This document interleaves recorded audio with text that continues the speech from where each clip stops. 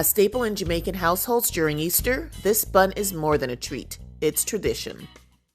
Dragon stout is a must for moisture and flavor. Add in some brown sugar, butter, molasses, browning, jam, honey, and heat in a saucepan.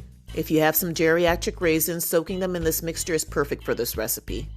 To your flour, add baking powder, your cinnamon, nutmeg, allspice, and salt, and give it a mix. When your stout mixture cools down a bit, rescue those raisins and add them to your dry mixture. Chop up some glacé cherries into smaller pieces and add them to your flour. In a separate bowl, beat an egg and add in a little bit of vanilla.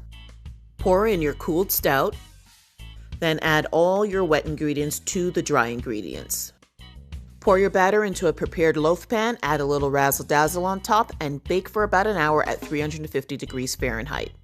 While the bun is in the oven, prepare the glaze with a little jam, honey, and water. Brush the glaze on while your bun's still hot and allow it to cool for 2 hours before serving.